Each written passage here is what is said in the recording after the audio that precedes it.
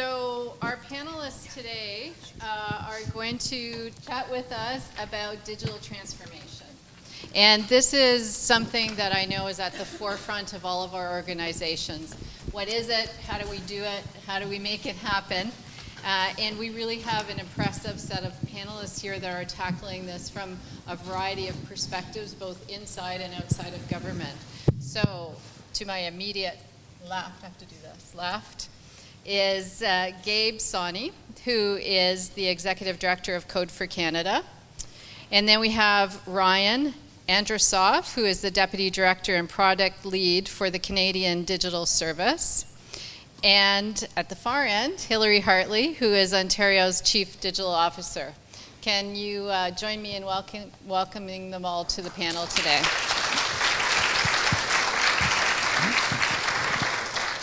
So we've got just under an hour for this. I'm not going to start with a lengthy preamble. We're going to jump right into questions so that we can save some time for you to ask some questions. So be thinking about what those might be while we're chatting up here. I've got the same question for each of the panelists to start off with. Can you tell everybody a little bit about your background and your current mandate, but also tell us what digital transformation means to you? Gabe, start with you. Great, thanks. So I'm the Executive Director of Code for Canada, which is a new nonprofit. We've launched in April, and we have a national mandate. We're working, and we deliver 3 programs, a fellowship, a civic tech community network, and an education and training program.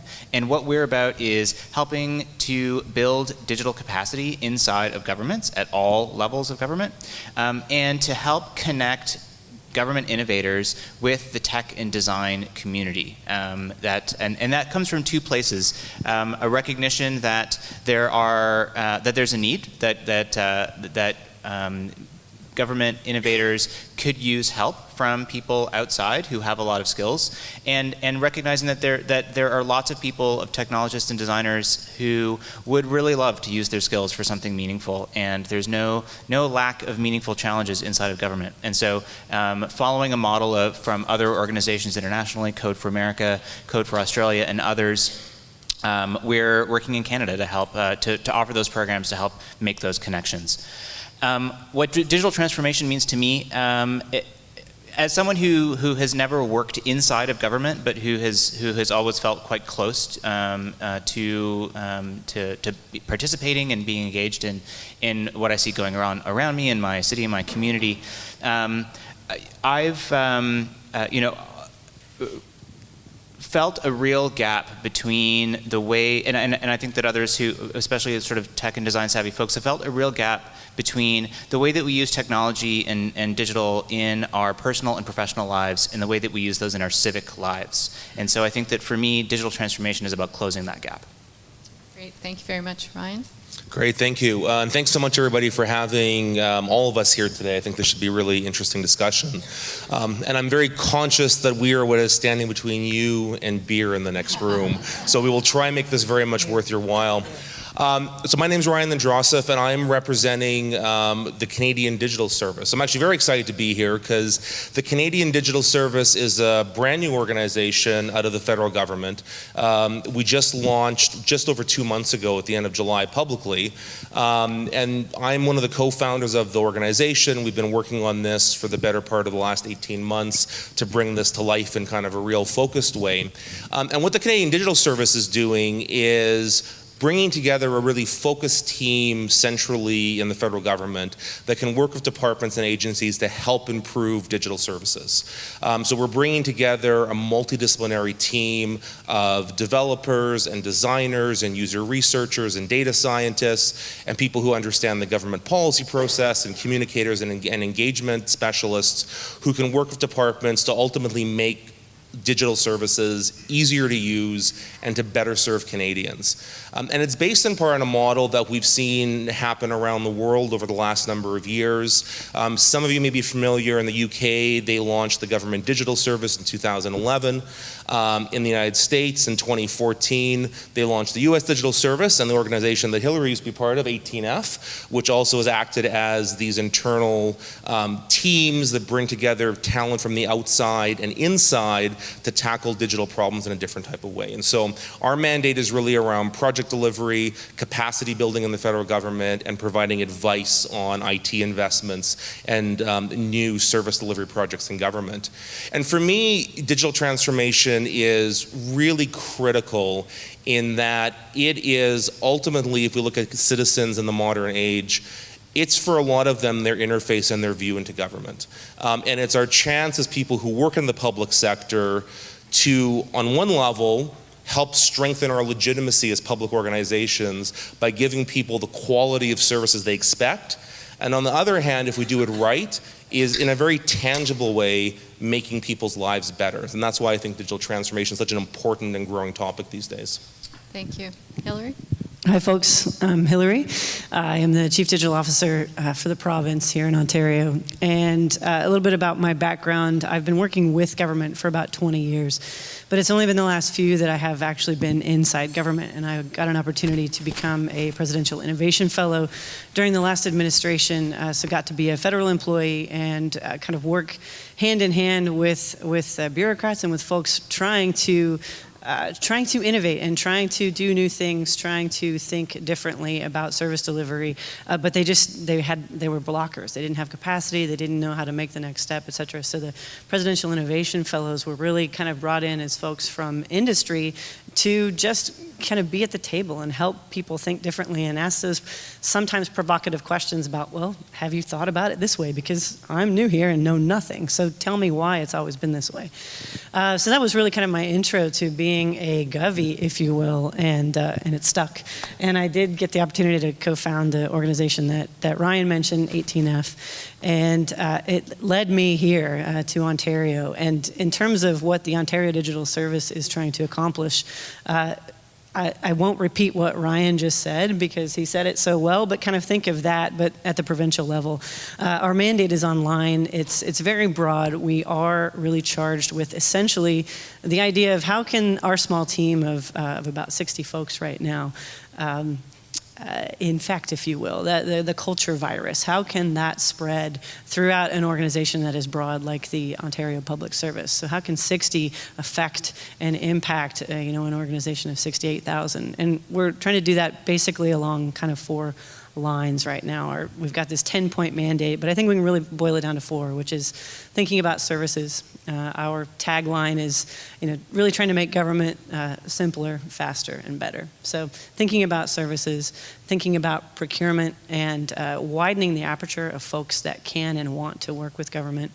Third is around platforms, things that enable us to do our work, both software platforms, but also just frameworks like our digital service standard that we recently published that enable and empower other teams that want to work like us to do so and to be on the path toward delivering a good digital service. And fourth is just around people, is around talent and training, building our team up, but also building the capacity, the digital literacy, the digital thinking and engagement and approach across the public service. So that's sort of our mandate in a bit of a nutshell. As far as digital transformation goes, I hate those words. I hate the word digital. I hate the word transformation. And it gets used so frequently right now. And everything that you both said, I completely agree with. And I'm being a bit provocative on purpose. But when I took the job and got the chance to sit down with my minister, and she said, do you have any questions? I said, well, I've got a question about the title of Chief Digital Officer. And she looked at me, and I tried to say it with a smile on my face. But digital is a bit limiting, because what we are here to do is, again, it's to have that impact. It's to change the culture. It's to change our approach to things. And yes, at the end of the day, we may be delivering something digital, but it's about the thinking and the process and the practices and the culture of the team, the values that we share that get us there. And so for me, that's really at the heart of digital and of transformation. Great, thank you very much. I want to talk a little bit now about culture and talent. So thank you for bringing culture up. Can we chat a little bit more about what is it about the culture that is either difficult, or what is it about the culture that also, it's a leading question because I think there's also opportunities in the culture. Ryan, do you want to start us off on that one?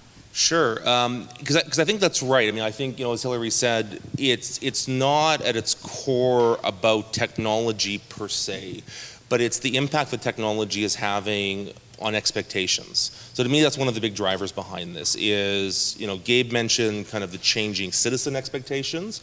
People over the last decade have seen dramatic changes in, if you think back to 10 years ago or 15 years ago, things like Facebook and YouTube and wikis and Gmail were in its infancy, if it even existed at all. And what we've moved towards in terms of what we come to expect from shopping online, from doing email online, from interacting with our favorite celebrities online, has dramatically changed, and government in many cases hasn't kept pace. So from the external side, citizens are demanding and expecting a lot more. And I'm willing to bet, and this is not just true of federal government or provincial or municipal, but I think most governments around the world, in an average citizen's day, their interaction with government is probably one of the more difficult / frustrating they have in terms of a service delivery experience. Great exceptions to that, but in general, I think there's still a bit of a sense around that. The other side is, though, that expectation gap also flips inside, because people who work in public service are also human beings too, who use Facebook and use Gmail and go online. And so I think on that culture side, employee expectations are changing a lot. And it's bringing a really interesting dynamic to bear in terms of how do we give people the tools and the flexibilities they need to be agile and to be iterative in their work, which a lot of our structures in large government organizations weren't designed to do. And so to me, and there's other pieces to this, but that's one of the pieces we're trying to unpack, is how do we empower our workforce to have the kind of tools and skills and approaches they need to actually be effective. Great. Hillary, do you want to get back in on that one, talk about culture challenges? Sure. I mean, I think, let me actually ask you all questions really quickly. Who in the room is on a digital team? Who considers yourself on a digital team or part of a digital organization? Okay, excellent. Who is not necessarily on a digital team, but working in government or working sort of, in some place that is delivering a service, delivering information? So I'm guessing that by now most hands have gone up. And my challenge to you is to change your notion of what a digital organization is. Because yes, my team is a digital team. We are the Ontario Digital Service. We are building digital tools. But a digital organization is also fundamentally one that can or should be able to operate effectively in this modern age, where folks have raised expectations. They can pull out their phone and they can get most things done. And so I would say to you that government, if it is not currently, it should be a digital organization, and that is our challenge: is to change the mindset of really how we approach our problems and approach our policies, understanding that there is always going to be some sort of implementation outcome. Generally, there may be and probably will be a digital aspect to that, and so it's really important from the beginning to get the right team together. When you are setting sail on a new project with a new program, we talk about assembling the right team. And what that means to us is bringing that multidisciplinary team that Ryan talked about together, but also, not just around product delivery, but getting policy people at the table, getting business folks at the table, getting stakeholders at the table, getting users at the table, so that you are understanding that you're all contributing to this and that there is an outcome that we are searching for. I think that's where the culture starts to shift, is just working hand in hand and side by side in an approach to a problem. And then, certainly the techniques, the practices, the processes that we may use to get there help change that culture little by little. But it starts at the very, very beginning. Terrific, thank you. Gabe, I think your model inherently is about helping to change culture. Can you talk a little bit about that, but can you also let us know what roles do you think we need that we don't have right now that as part of that team that can make that change happen? Yeah. So I'll say just a little bit about our fellowship program, and I'm very pleased to be up here with our two fellowship partners for our inaugural year. Code for Canada's fellowship is a program that hires digital experts from the private sector and embeds them for a temporary amount of time, for the better part of a year, inside of teams in government to both deliver a new digital service and also to help build the capacity of the team that they're embedded in and those teams around that. And the idea is that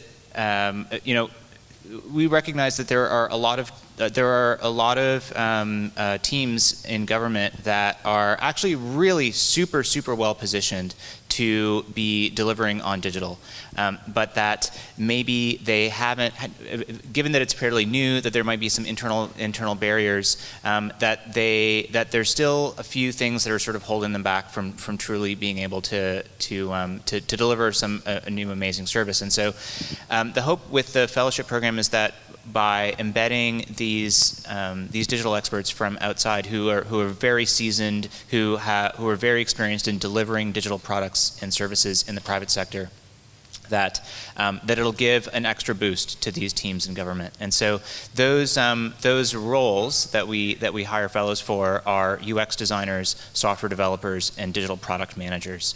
Those are ones that the roles that we see as being like, if you had to boil it down to three, those are the three that we would pick. But there are many others that, if we could have 4 or 5, depending on the project, we would absolutely add data scientists, we would add digital data visualization and data analysts.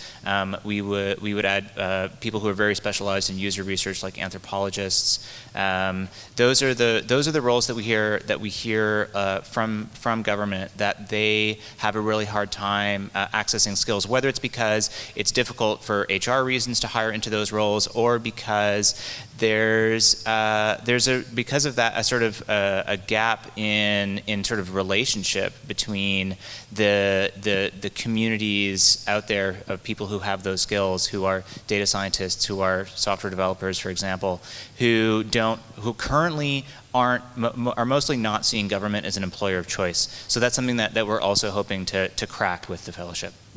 Great, thank you.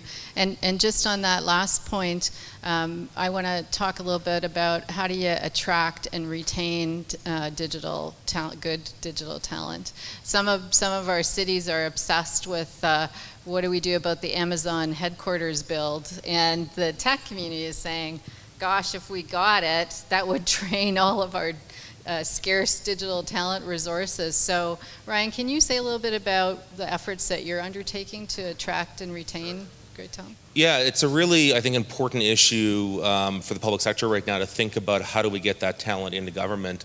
We actually just a couple weeks ago launched our recruitment campaign for CDS. So if any of you are interested, actually, just to get a sense of our approach to recruitment, on our website, which is digital.canada.ca, you'll see our recruitment page. And we've actually taken a very different approach than we traditionally do in government. So actually, a year ago, in the lead up to creating CDS, we did a series of cross-country consultations, including coming to Guelph and a number of cities and provinces across the country. And we wanted to dig into a number of different issues around improving digital services and digital capacity in government. One of the issues we focused on was talent, and really understanding what was it going to take for us to get the right kind of talent to come into government. Again, actually, the report from our consultations is on our website, so I'd encourage you, if you're interested, to look at it and dig in a bit more. But a couple of things that came out of it, which we're trying to live in practice now. One of them is, I think there was a myth that I often heard in government, which is we can't bring good top flight digital talent in because we can't afford them, that we can't pay them enough money. And the reality is, and I think we've seen it from other digital groups around the world, we've seen it from groups like Code for America around the world, is it's just not true. I mean, there's a small slice of the tech ecosystem where, yeah, they're driven by money and stock options, and that's a group that we're never going to be able to get. But a lot of people who are working in tech and working in design and working in these fields, they want to make a difference. Part of why they get into this is they want to make a difference in the world. And the thing that government can offer that the private sector can't even touch in terms of an offer is the sense of mission.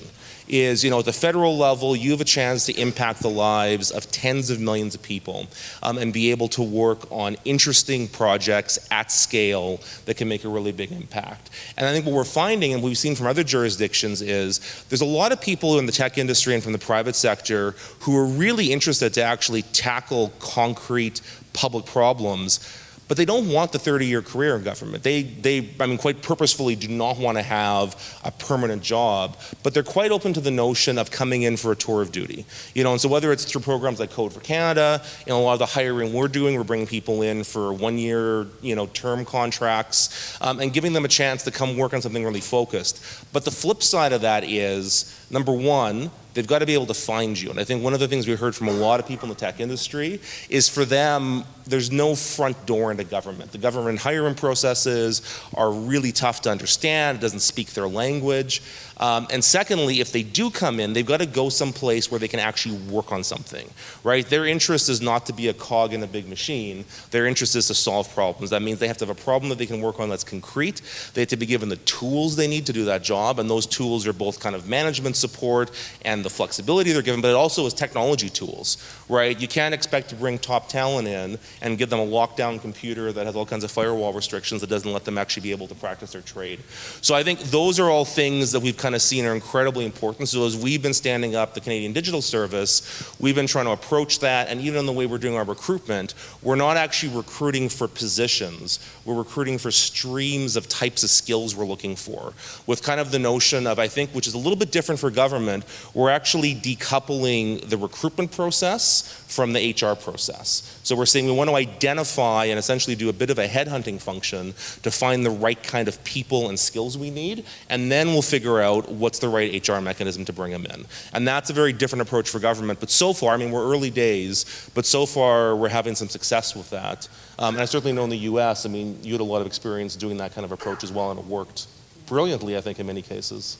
Yeah, it did. Want to add anything to that? I think just sort of building on a couple things that you said, Ryan, we are all sort of speaking from the same playbook here, which is fantastic. And I think that's the beauty of essentially there now being a real ecosystem around the world, from the UK to Canada to the US and Australia. So it's great to sort of be speaking from the same playbook and learning each other's lessons. And I think that at the end of the day, my boss likes to say culture eats strategy for breakfast, and I think, again, it's not true in all cases, but mission eats money for breakfast, honestly.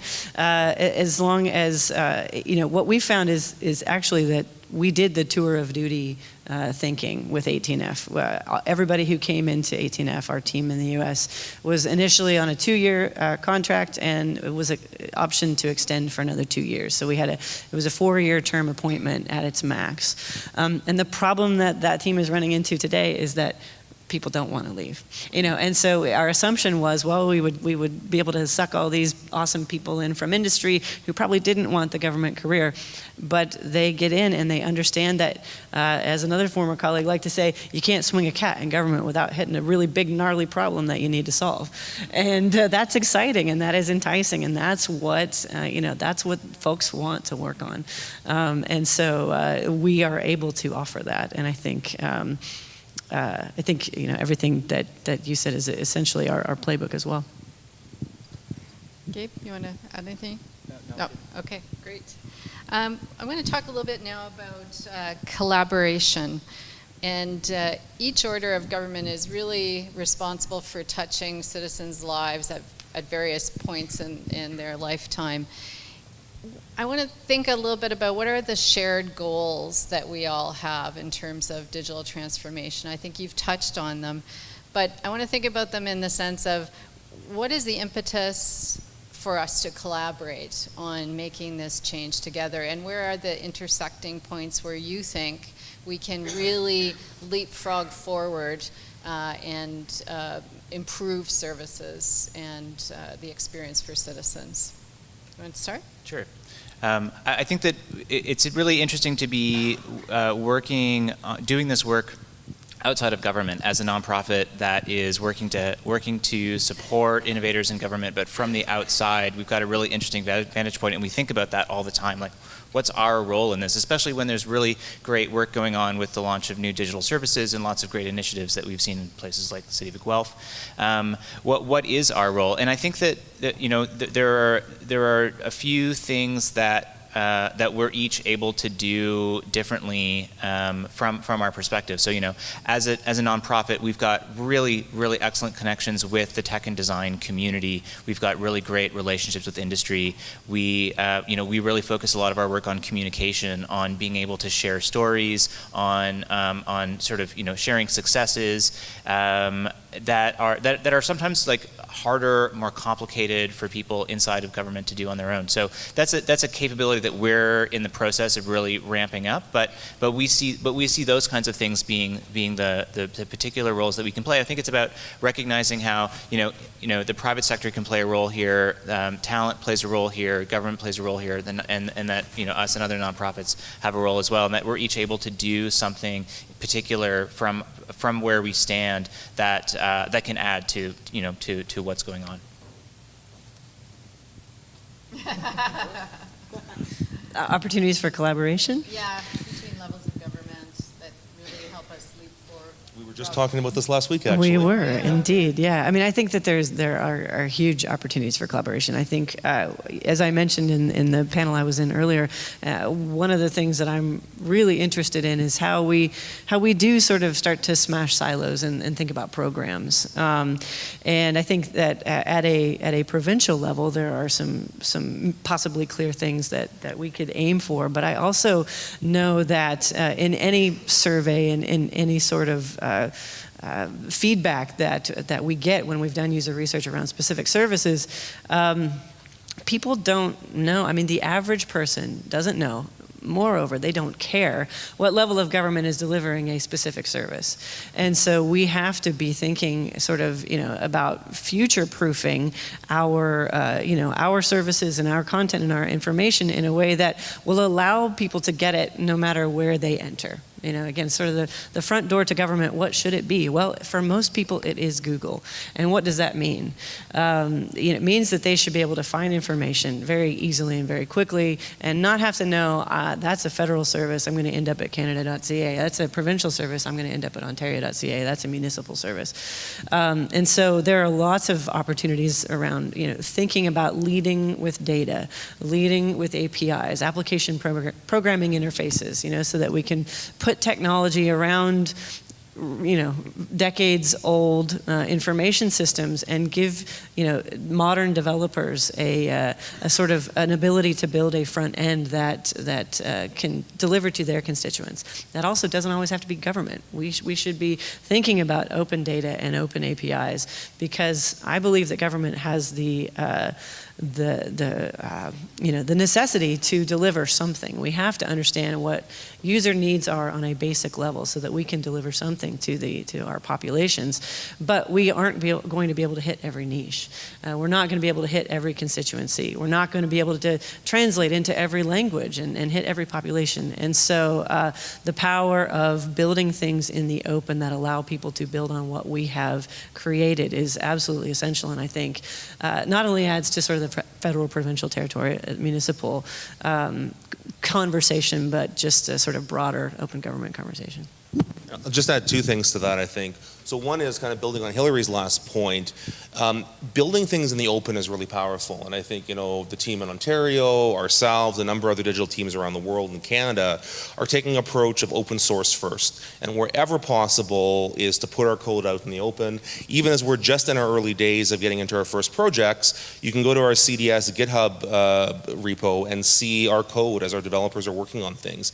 And why this is powerful is, for us, if we're solving a pain point that a federal department has in service delivery, it's very likely that that type of transaction or that piece of code is something that other jurisdictions could reuse as well, right? Same in Ontario, same in the city of Guelph. And I think the more that we get into a world of saying, let's get that out in the open, we can get civic tech groups, we can get other groups to kind of help improve that, it means that every municipality and every province and every national government doesn't have to start from zero. They can actually build on that, and it's going to be faster, it's going to be better, and it's going to be cheaper for people to do.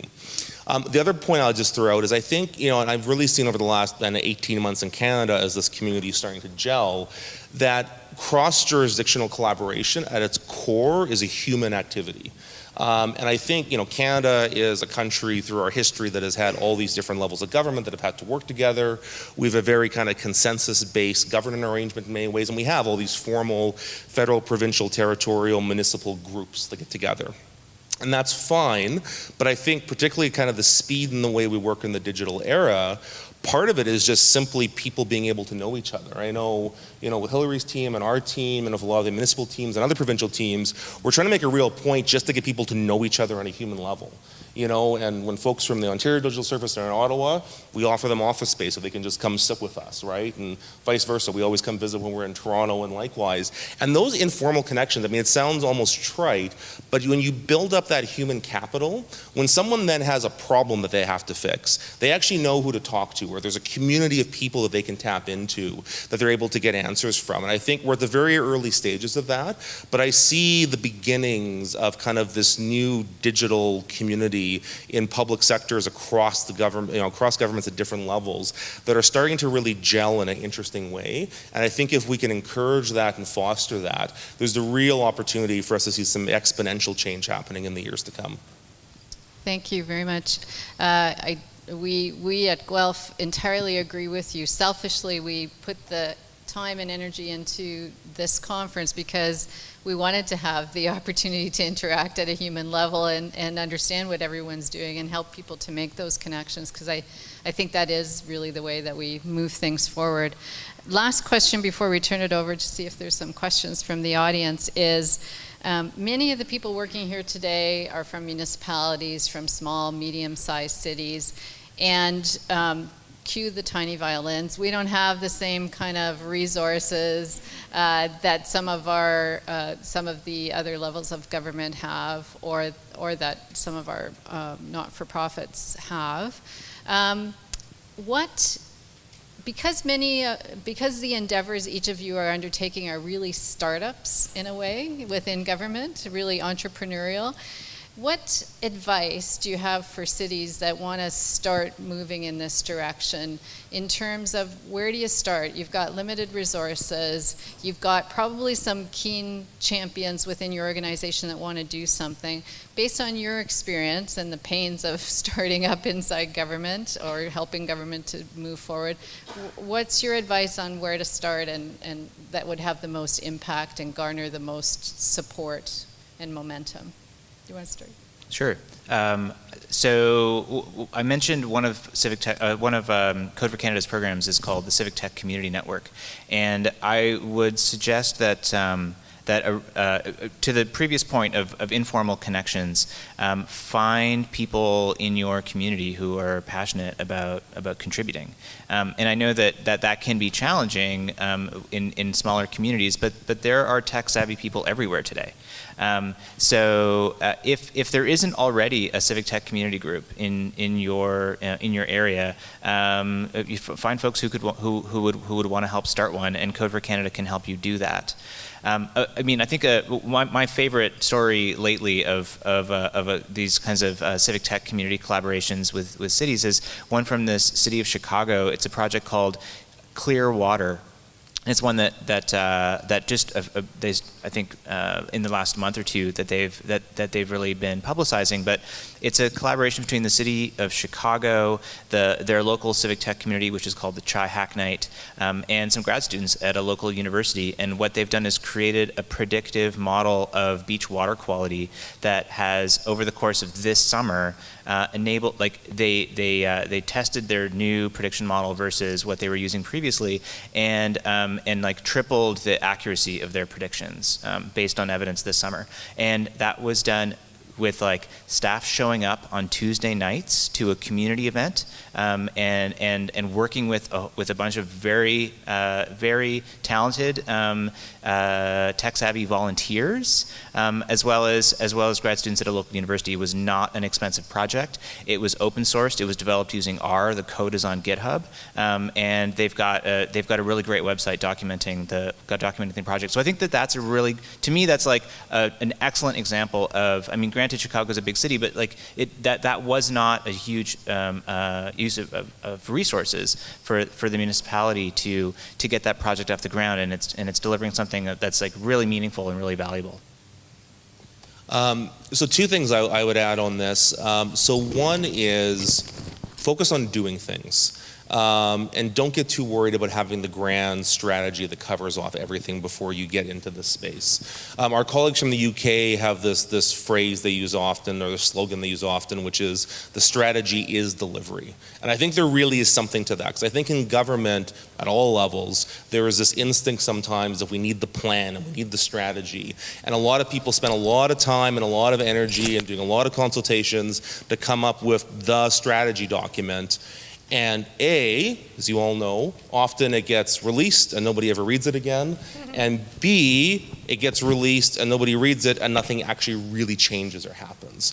So to me, the much more important thing is just start experimenting. And it can be small. In fact, it's better if it's small. Start doing small iterative projects. Find a small thing where you can work with a civic tech group, or work with some people in your own organization who maybe in their day job aren't using some of the skills they actually have and being able to bring that out. And that's the other point I wanted to make on this is, I think one of the things I've certainly seen is, yes, the approach we're taking in some cases is to bring private sector talent into government, to have that cross-pollination. But that isn't going to be a magic bullet either. And there are great talented people within all public services. I know there's some people here, I think, from the city of Calgary. And when we were doing our cross-country consultations last year, one of the cities I was super impressed by was Calgary. Because we met with their chief information officer and their IT team. And what was shocking to me was, on the one hand, they're doing amazing work there. I mean, they're really one of the cities that I think is kind of killing it when it comes to doing digital differently. But the amazing thing was, almost all of them are kind of lifelong public servants. These aren't kind of people who were headhunted from Google or Facebook to come in and fix the city.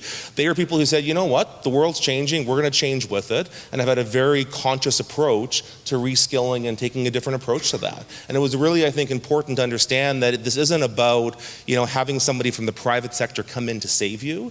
It's about recognizing that public servants can learn new skills, can approach things differently, and we can really have the capacity internally to be able to make a difference. Ditto.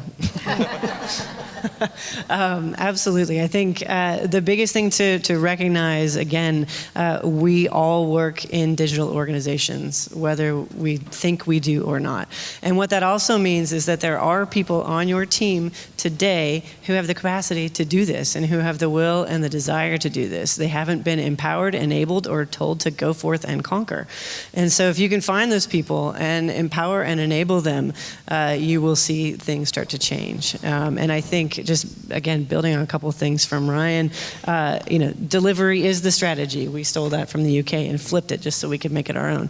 But, absolutely, my bias is always to do something, to not plan it out, not, try to create the framework and write the policy, because you won't get it right. You won't understand what that needs to look like unless you are also building along the way. So I always had a slide in my presentations that says just start. So absolutely just start. And, I think the one thing that I would probably, if I were to say something concrete and give you all a challenge to go home and think about, it would be take a look at what is on your sort of program deck, on your project deck, and choose one that you could do open source. And if that's not a possibility, because that's not even a thing in terms of what your group is delivering, how could you be more open about it? How could you be more transparent about it? How could you work in the open and do it differently, so that not only are you communicating sort of between your teams and between your stakeholders in a new way, but the public can be involved and can be invested and can be learning and giving you feedback along the way that maybe you never would have gotten otherwise. So that that notion of trying to work in the open and be open from the beginning is a challenge. And so I think that's the one I would send you home with. And I think to jump back to a couple of questions ago, I mean, one of the most important reasons that we work in the open is also this side benefit of attracting and retaining talent. Because when we are blogging and appearing on stages like this and able to talk about how we work and the fact that we are a product team and we do user research and we have backlogs and we sprint and some of the language that may not jive with every audience, but to the folks that it does jive with, they are able to see, oh, they're working just like I do at the startup down the street, and you're sort of able to smash some of those myths that people sometimes have about government. And so blogging about our challenges and blogging about our work, not just the day we launch something and we're proud about something, but blogging about how we get there and how we're working and how we think about it is a recruiting tool as well. Because once people can picture themselves sitting at the desk next to you, working side by side with you, again, people are craving these meaty challenges and they want to do it. So that openness has a benefit there as well. Terrific. Thank you. From a Guelph perspective, we try to take the just start somewhere approach, and our Civic Accelerator model, where we talk to our departments and said, what are your big challenges, might be a way to think about starting.